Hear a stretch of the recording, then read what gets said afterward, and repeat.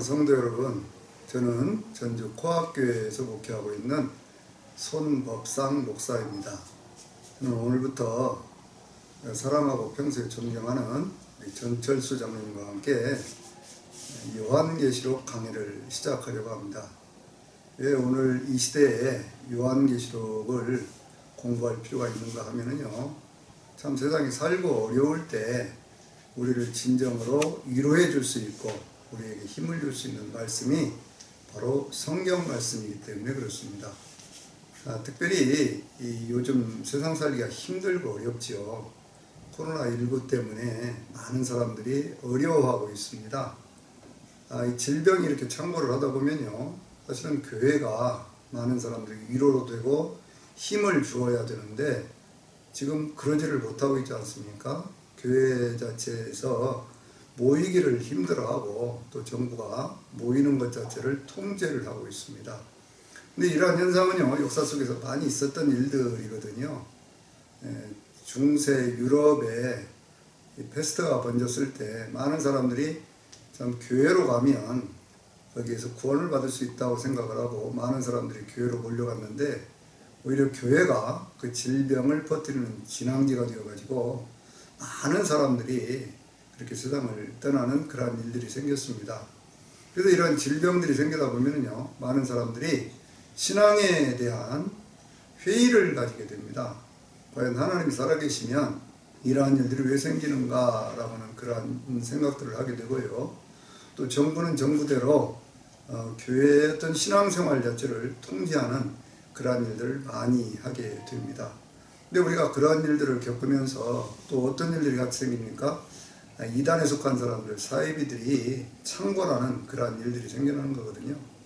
그래서 이걸 영적인 눈에서 이걸 분별을 해보면 이 사단이 직접 역사에서 사람들을 미혹하게 하기도 하지만 이 세상 가운데는 어떤 권력을 가진 그런 권력자들이라든지 혹은 이 거짓 선자들을 통해서 믿는 사람들의 믿음을 무너뜨리고 성도로서의 바른 삶을 살지 못하도록 그렇게 만들어가는 것이 가장 큰 특징 가운데 하나입니다. 지금 우리 시대를 영적으로 분별해 보면 바로 그런 시대지요. 우리 시대에 언제 정부가 교회에서 예배드리는 예배의 내용까지 그렇게 통제한 적이 있습니까? 근데 질병을 무기로 해서 그와 같은 일들을 그냥 자행하고 있고요. 또 이단에 속한 자들은 자기들에게 와야 구원받는다는 식으로 무수하게 많은 거짓 사설들을 퍼뜨리면서 사람들의 마음을 미혹하고 있습니다.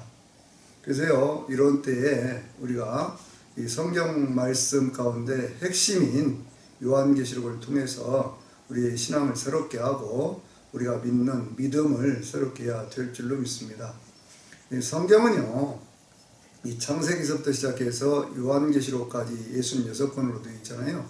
근데 성경 66권 가운데 첫 번째 책인 이 창세기는 천지창조에 대한 말씀에서부터 시작을 해서 그래서 요셉의 죽음이라고 하는 크고 웅장한 시작에서부터 시작해서 한 인간의 죽음이라고 하는 것으로 이렇게 마치고 있는 것을 볼 수가 있어요.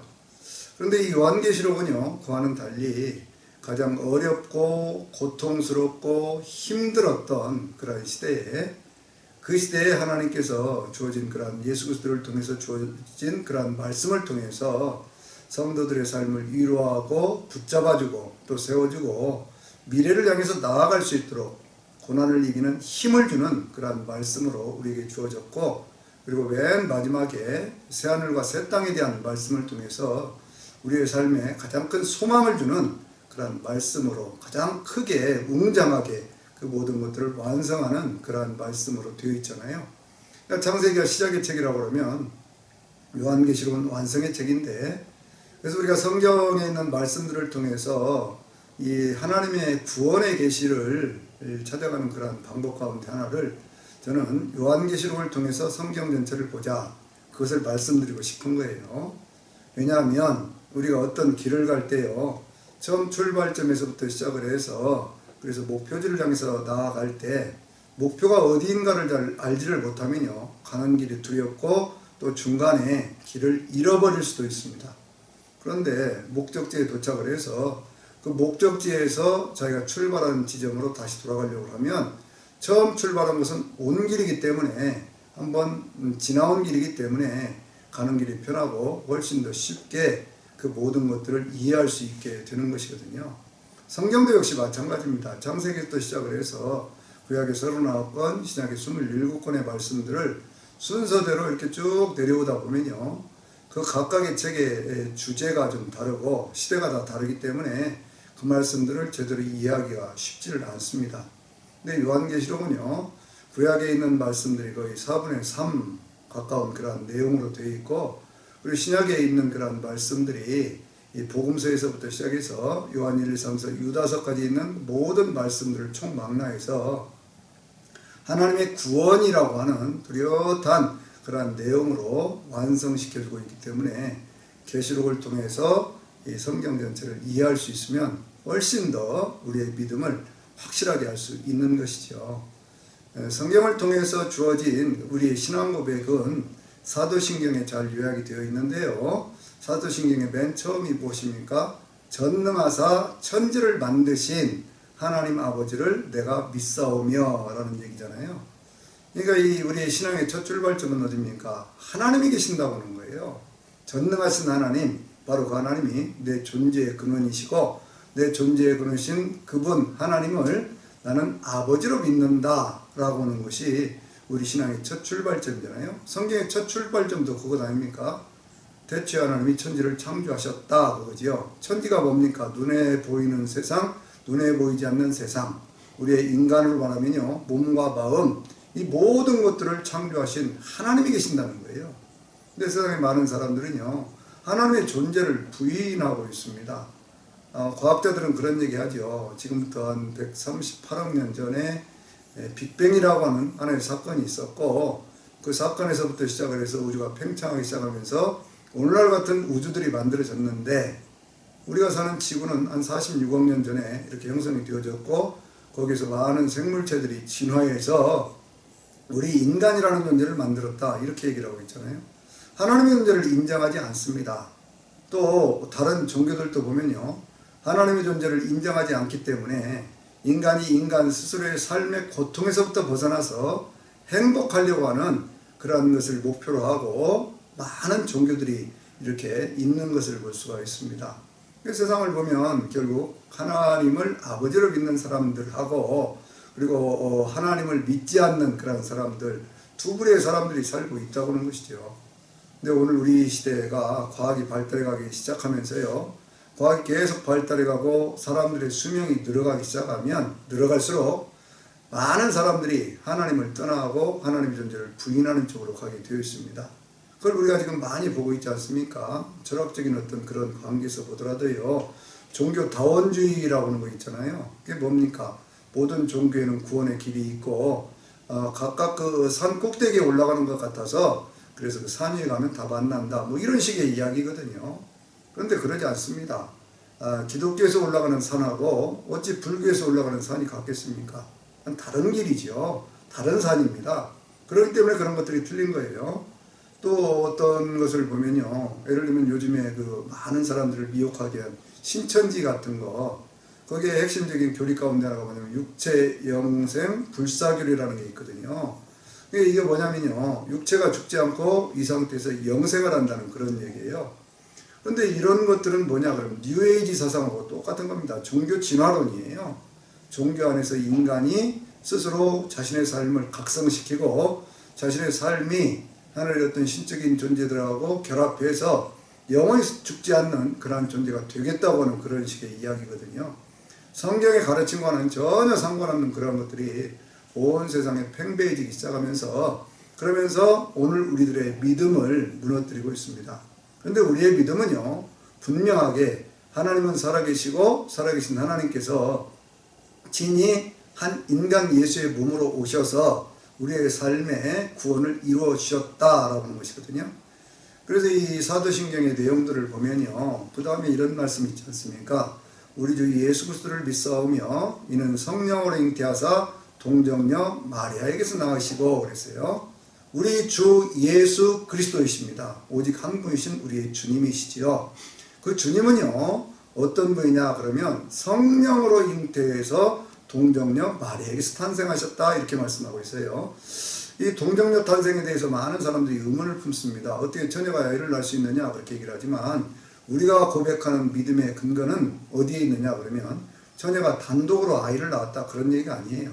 그건 무슨 얘기죠? 성령께서 하나님의 성령께서 역사하셔서 그래서 동정녀였던 처녀였던 마리아의 몸을 빌어서 예수님이 탄생하셨다 그런 얘기잖아요. 바로 그것이 성경이 예수 그리스도가 우리의 구원자 되시는 처음부터 하나님이셨다고 하는 바로 그 사실을 우리에게 말씀해 주는 그런 내용입니다. 그리고 본디오 빌라도에게 고난을 받사 십자가에 못 박혀 죽으시고 라고 하는 말은 우리의 속죄에 관한 그런 내용인데요. 속죄에 대한 내용은 제가 다음에 말씀을 드리기로 하고 이 예수 그리스도의 탄생에 대해서 또 예수 그리스도의 활동에 대해서 예수 그리스도의 죽음에 대해서 이것이 역사적 사실이라고 하는 것을 말씀하고 있는 것이 본디오 빌라도에게 고난을 받으사 이 얘기거든요. 우리가 어떤 역사를 기술을 할 때는요 하나의 연대를 중심으로 해서 역사를 기술하는 방법이 있습니다. 예를 들면 1527년에 종교개혁이 일어났다 이런 것들은 연대를 중심으로 하는 것이죠. 그러나 세종대왕 때 한글이 창제되었다 그런 이야기는 한 인물을 중심으로 역사를 이렇게 이야기를 하는 것이거든요. 사도신경에서 우리가 고백하는 본디오 빌라도에게 고난을 받사라고 하는 말은 그 사건이 역사적 사실이다 라고 하는 것을 우리에게 가르쳐주고 있는 것입니다. 그러니까요 이 성경에 있는 말씀이나 우리의 신앙 고백은요 사실에 근거한 거예요. 그것은 무슨 지어낸 허구적인 그런 얘기가 아니죠. 그리고 예수님께서는 십자가에 죽으신 뒤에 그 다음에 무덤에 장사되신 지 사흘 만에 다시 부활하셨다 이렇게 말씀하고 있죠. 여러분 인간이라고 하는 존재는 죽음이라고 하는 것을 통해서 부활하는 그런 존재라고 하는 것을 성경이 말씀하고 있습니다.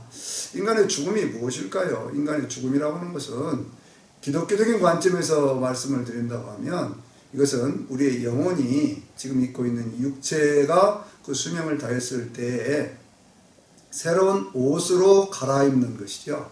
그러니까 지금의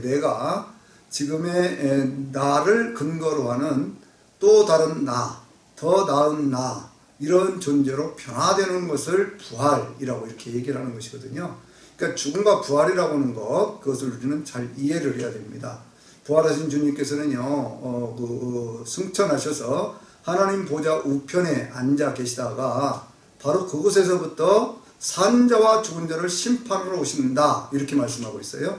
그러니까 예수 그리스도께서 이루어진 어떤 그러한 사역은 이 땅에 한 아이의 몸으로 오셔서 그래서 공생애를 살으시면서 우리들에게 천국의 복음을 가르치시고 전파해 주셨고 그리고 십자가에서 완전한 속죄를 이루어 주셨으며 여기까지는 다 이루어진 사건 아닙니까? 부활, 승천까지는 이루어진 사건이에요. 그런데 예수 그리스도의 재림과 심판에 대한 이야기는 아직 이루어지지 않은 그런 내용을 우리에게 말씀하고 있는 겁니다.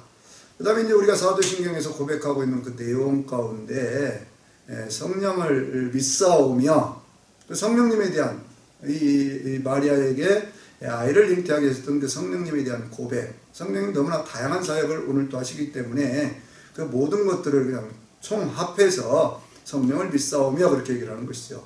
그리고 거룩한 교회와 성도가 서로 교통하는 것과 우리들의 일상적인 삶 아닙니까? 우리 믿는 사람들이 성령 안에서 교회 안에서 성도들끼리 서로 교통하는 것, 그 다음에 몸이 다 사는 것과 영원히 사는 것을 믿사옵나이다 그렇게 얘기하고 있죠. 그러니까 우리 신앙생활에 있어서요 아직 이루어지지 않은 사건 4가지가 있습니다. 그것은 바로 예수 그리스도의 재림과 심판, 그리고 우리가 다시 우리의 몸이 다시 사는 것, 우리의 부활이죠. 그리고 또 우리의 영생, 이것은 아직 이루어지지 않은 그런 사건들인 것이거든요. 그런데 이 다른 복음서에 있는 그러한 말씀이나 서신서에 있는 말씀들을 통해서는요 그와 같은 내용들을 다 가르쳐 주는데 보다 분명하고 확실하게 예수 그리스도의 재림과 심판, 그리고 우리의 부활과 그리고 영생, 이 부분에 대해서 확실하고 분명하게 가르쳐주는 책이 바로 요한계시록입니다. 그래서 우리는 이 요한계시록을 공부를 하면서 우리의 신앙을 좀 더 확실하게 하고 우리가 바라는 소망이 무엇인가 라고 하는 것을 알아야 되는 것이죠. 신앙은요, 하나님에 대한 절대적인 믿음이고, 그리고 그 신앙을 통해서 오늘 우리가 어떻게 살아야 되는가 라고 하는 것을 결정하고 살아가는 것이거든요. 근데 요한계시록은요, 계시록 자체에서 이 계시록의 성격을 뭐라고 얘기를 하냐면 영원한 복음 이렇게 얘기를 합니다. 이 복음에 대해서 얘기를 할 때 크게 성경을 보면 많은 것들로 나누어 볼 수 있지만은 세 가지 정도로 나누어 볼 수가 있거든요. 하나는 뭐냐 그러면 에베소 1장 13절에 있는 말씀에 구원의 복음이라고 하는 말씀이 있어요. 이 구원의 복음을 너희가 듣고 믿어서 성령의 인치심을 받았다라고 하는 그런 말씀. 구원의 복음, 우리를 구원으로 초청하는 그 복음의 내용이거든요. 두 번째가 뭐냐 그러면요, 은혜의 복음입니다. 사도 바울은 사도행전 20장 24절에서 이 은혜의 복음을 증거하려 하면은 내가 내 생명조차 아끼지 않겠다 이렇게 말씀하고 있거든요. 그래서 이 은혜의 복음은 우리 일상적인 삶에 있어서 주어지는 하나님의 축복, 하나님의 어떤 그런 치유의 역사 뭐 이런 것들을 총합하는 것이라고 이렇게 볼 수가 있죠. 근데 영원한 복음은 무엇입니까? 그것은 요한계시록 14장 6절에 있는 말씀 보면은요, 한 천사가 공중을 날아가는데 그 손에 영원한 복음을 가졌다 이렇게 말씀하고 있어요. 그러니까 계시록은요, 시대를 초월하는 복음입니다. 그때 그 시대에만 주어진 그러한 복음이 아니라 오늘 우리 시대까지 주어진 그러한 복음이고, 그리고 예수 그리스도께서 재림해서 오실 때까지의 그 내용들을 전부 총합해서 우리에게 가르쳐주는 것이기 때문에요, 시대가 어떻게 바뀌든지 뭐 사람들이 어떻게 바뀌든지 어떤 사상들이 대두를 하고 과학이 어떻게 발달을 해가든지 간에 그 모든 것들을 초월해서 하나님께서 우리에게 주신 복음이라고 하는 거예요. 그래서 이 요한계시록을 쭉 공부를 하다 보면요, 우리가 그 속에서 참으로 하나님은 살아계시구나, 왜 예수 그리스도가 우리의 구주신가, 그리고 나는 오늘 이 세상을 어떻게 믿음으로 살아가면서 이겨야 할 것인가 라고 하는 것을 알 수 있게 되는 것입니다. 그러면요, 이 요한계시록을 어떤 방법으로 우리가 공부를 하는 게 좋을까요? 먼저 중요한 것은요, 요한계시록이 성경이다 라고 하는 것을 분명히 하고 그렇게 우리가 이 계시록을 봐야 됩니다. 성경은 66권인데 창세기부터 시작을 해서 뭐 그 앞에 있는 어떤 그 예언서라든지 혹은 뭐 여러 가지 그런 말씀들이 있죠. 복음서도 있고 또 서신서도 있고 여러 가지가 있지만 이 계시록도 그 모든 성경들과 함께 이 성경 가운데 하나다. 이것이 첫 번째예요. 왜 이것이 중요한 것이냐 그러면요, 이 성경이 성경이라고 하는 것을 알 때, 성경은 뭡니까? 성경은 우리 기독교인들에게 주어진 기독교인들의 경전이거든요. 경전이라는 것이 무엇입니까? 경이라고 하는 말은 진리라고 하는 것이고, 전이라고 하는 것은 해설이라고 하는 그런 뜻이거든요. 그러니까 기독교인의 경전이라고 하는 것은, 성경이 기독교인의 경전이라고 하는 것은 구별된 책으로서의 성경은 우리 기독교인에게 구원의 진리를 가르쳐주는 그러한 말씀이고, 그 말씀의 내용들을 풀어주는 것이다. 거기에 착안해야 되는 거예요. 그런데 많은 사람들이요, 이 계시록을 무슨 뭐 도참서 같은 그런 것으로 생각을 하고 무슨 뭐 종말에 대한 어떤 그런 것들로만 생각을 하고 그러는데, 이것은 우리 신앙생활을 하는 모든 사람들에게 가장 기본적으로 그리스도 예수 안에 있는 구원에 이르는 지혜를 얻게 하는 책이에요. 디모데후서 3장 15절에 이렇게 말씀하고 있지 않습니까? 사도 바울이 디모데에게 주었던 그런 말씀 가운데요, 이렇게 얘기를 하거든요.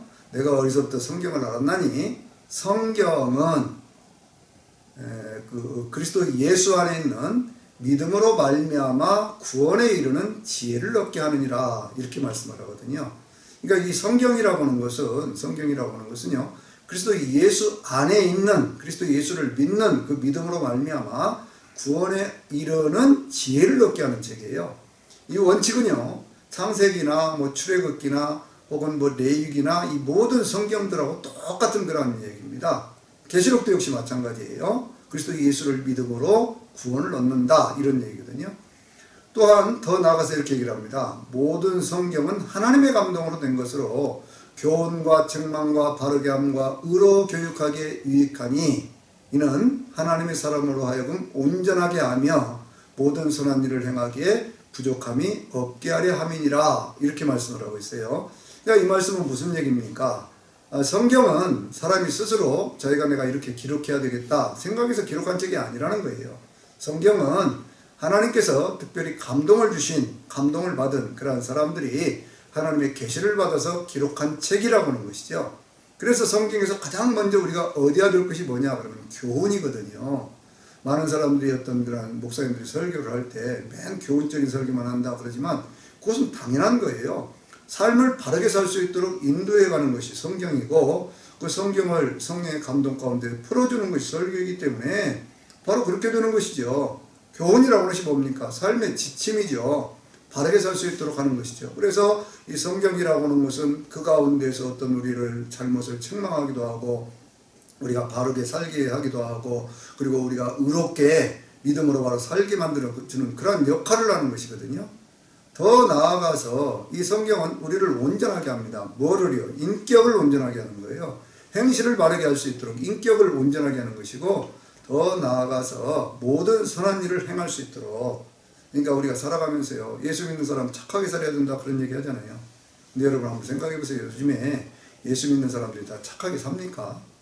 그러지 않거든요. 왜 그러냐면 그것이 어떤 기복신앙이라고 하는 것이 잘못 교회에 들어오기 시작하면서 그냥 축복만 받으면 다다라고 하는 식으로 가다 보니까 교훈을 잃어버리고 바르게 함도 잃어버리고 책망받는 것도 싫어하고 그렇게 되어졌거든요. 그러니까 의하고는 아무 상관이 없는 그러한 신앙생활을 하는 것입니다. 그래서 특별히 계시록에서 가장 강조하고 있는 그런 말씀 가운데가 하나가 뭐냐면요. 그것은 바로 너희 행위대로 갚아주리라 라는 그런 말씀이거든요. 계시록 22장 12절에 있는 말씀 보면 내가 속히 오리니 내가 너희 행한 대로 갚아주리라 라는 말씀이에요. 행위를 강조합니다. 그러니까 이 행위를 강조하는 것 때문에 옛날에 종교개혁 시대에 믿음으로 구원받아야 된다 라고 하는 것을 자꾸 얘기를 하다 보니까 그 속에서 사람들이요 혼란을 느꼈어요. 그런데 그게 아니에요. 믿는 사람은 믿는 사람답게 살아야 된다. 성경의 진리를 따라서 살아야 된다. 그런 얘기예요. 그러니까 계시록은요 우리가 이 말세지마를 살아가는 성도들에게 분명한 삶의 지침서를 주고 있는 거예요. 지침을 주고 있는 겁니다. 그게 기준선이에요. 그 기준선을 세워주는 것이 요한계시록이다. 그 말씀이죠.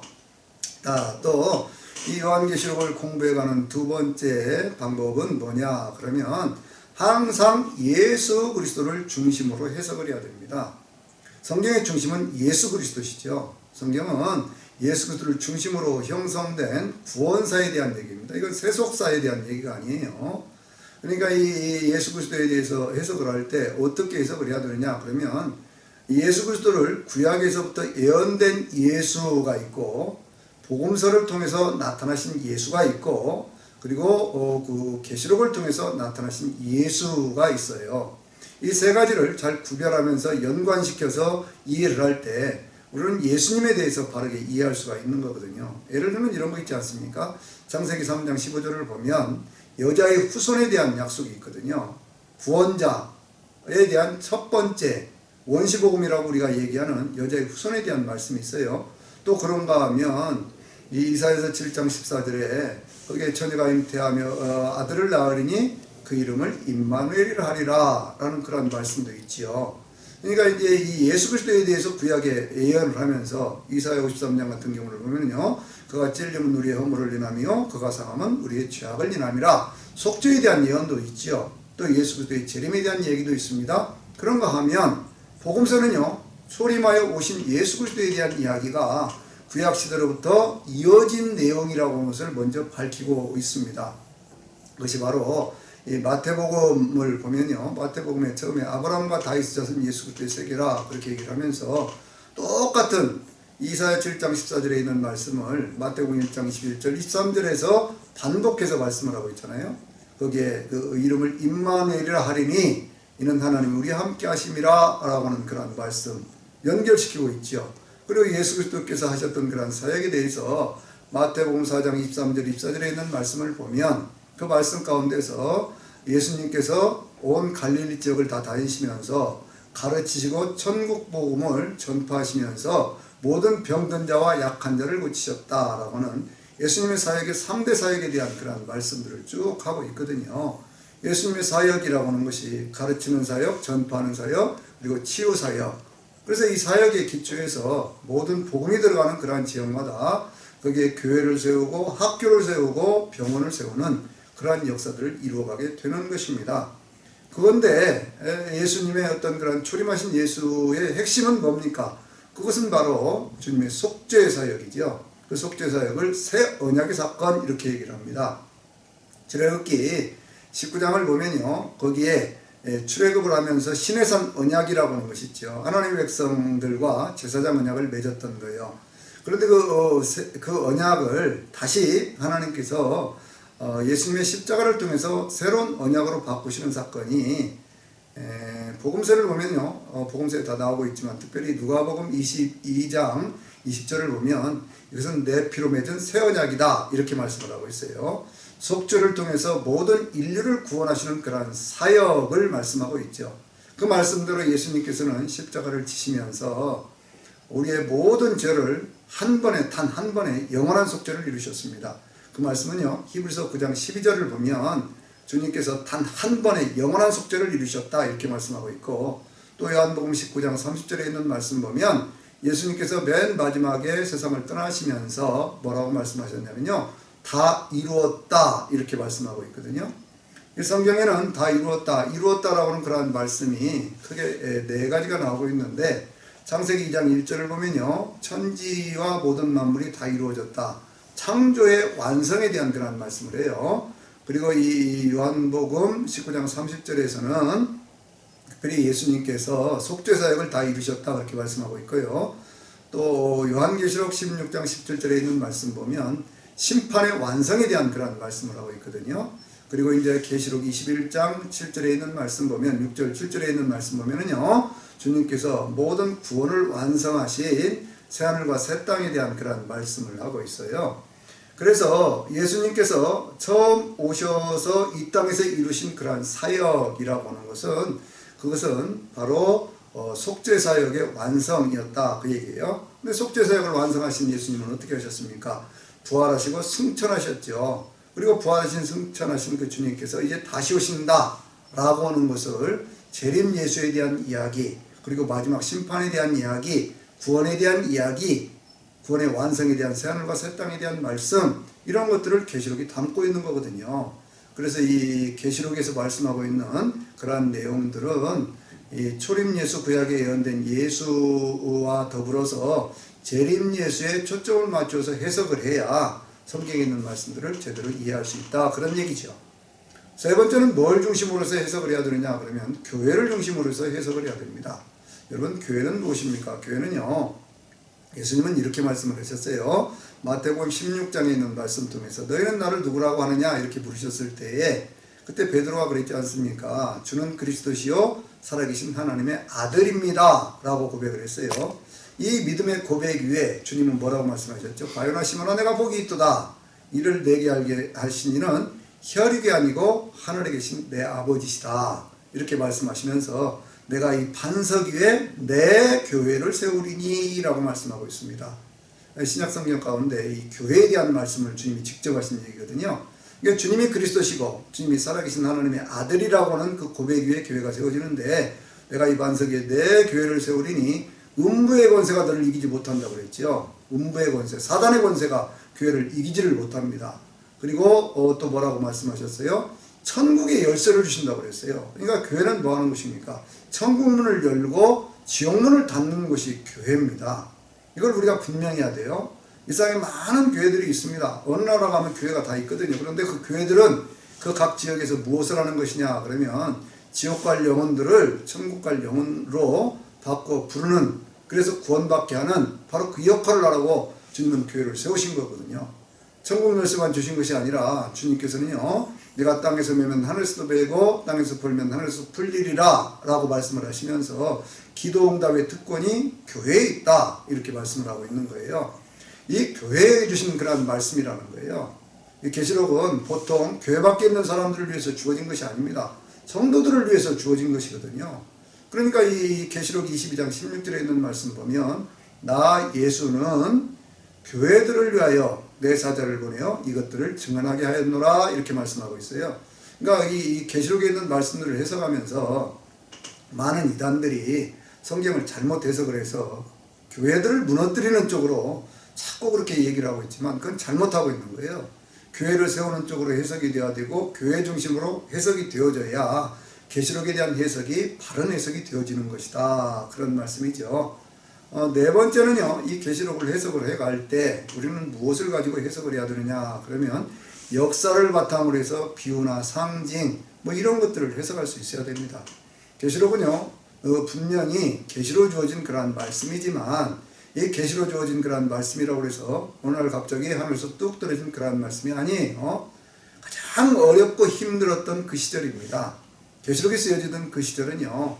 네로의 박해를 지나가면서 바울이 순교를 하던 66년, 67년에 또 베드로가 순교하던 그러한 세월들을 보냈어요.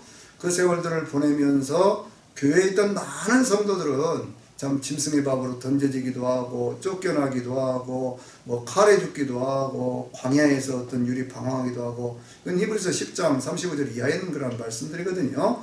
그런 세월들을 겪어가던 그런 시절입니다. 그런데 그 시절이 지나가고 난 뒤에 또 그때에 나라가 망하게 되었죠. 이스라엘이라는 나라가요.